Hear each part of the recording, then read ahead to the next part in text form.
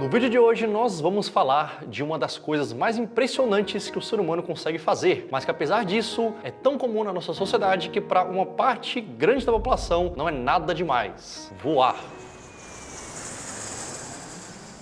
Essa vida que a gente tem de pegar um avião e ir para outro lugar extremamente rápido do mundo é uma coisa que pessoas séculos atrás não podiam nem imaginar. Se a gente for pensar, se voltar muito no tempo, alguns dos nossos ancestrais primitivos com certeza já tiveram vontade de voar ao observar as aves e sentir aquela sensação de liberdade que elas passam quando estão no ar. Inclusive, quando a gente pergunta para as crianças ou até mesmo para os adultos que superpoder elas queriam ter, voar vai ser sempre uma das respostas mais comuns.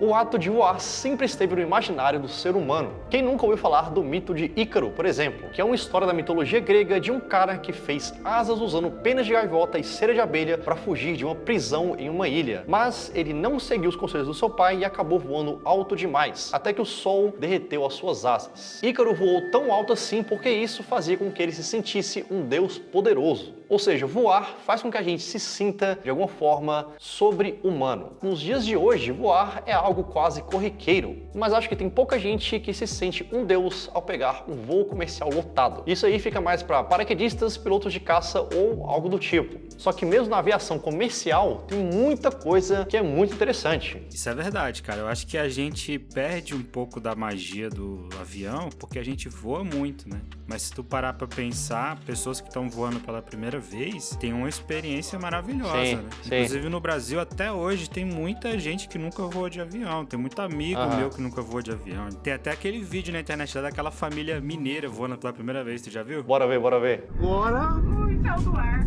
Agora vai arrancar os pezinhos do chão agora. Começou.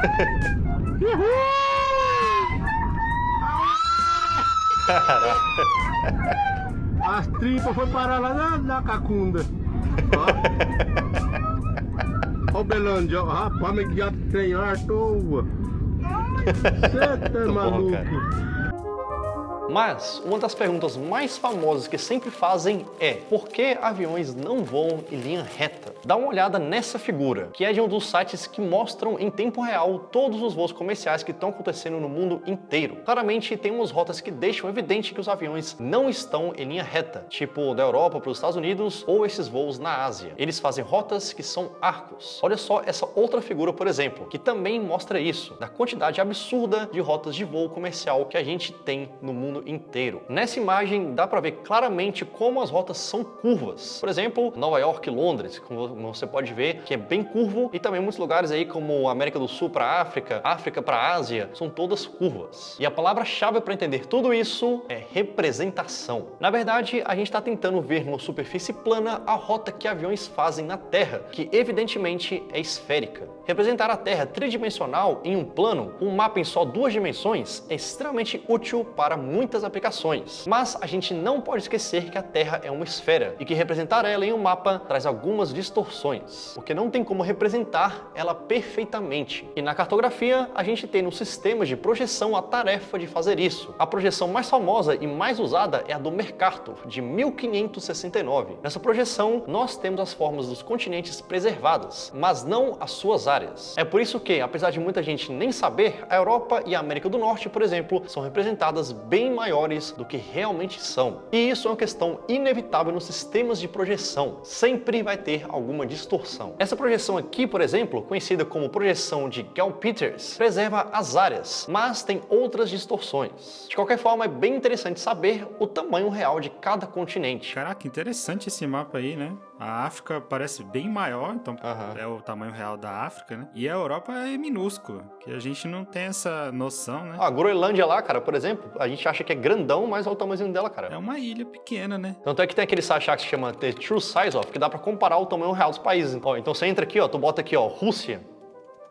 Tu vai ver que a Rússia é gigante, mas tu pega a Rússia ali, cara, e tu bota ela ali aonde o Brasil tá no mapa, e tu vê que ela é pequenininha, ela não é tão grande assim, cara, na verdade. Noruega, por exemplo, cara, a Noruega tá lá no norte e ela parece ser muito grande, né? Inclusive ela tem aquela ilha lá de Svalbard, que também faz parte dela, que a gente fez um vídeo sobre isso, que tá bem no norte e ela parece ser bem grande essa ilha. Mas tu traz a Noruega e Svalbard pra pro tamanho do Brasil, cara, você vai ver, mano, que Svalbard é muito pequeno, cara. Só que tu chega lá de novo e Svalbard está representado desse tamanhozão. O fato de a gente querer imaginar as rotas de voo entre os continentes no plano faz parecer absurdos alguns voos polares, por exemplo. Os voos polares são aqueles voos comerciais que passam perto ou sobre o Polo Norte ou o Polo Sul. O voo entre São Francisco, nos Estados Unidos, e Londres, por exemplo, é consideravelmente mais curto se passar pelo polo do que se fosse feito em uma linha reta num mapa em 2 dimensões. Isso porque a circunferência da Terra é menor nos polos do que no Equador. Então, para vários lugares no hemisfério norte, as rotas polares são uma opção mais curta e melhor. Só que esses voos polares precisam obedecer uma série de regras específicas por causa das condições climáticas que afetam tanto a parte mecânica dos aviões como até mesmo a visibilidade. Outra coisa que a gente não pode deixar de citar é que os continentes do hemisfério norte estão mais próximos do Polo Norte do que os continentes do hemisfério sul estão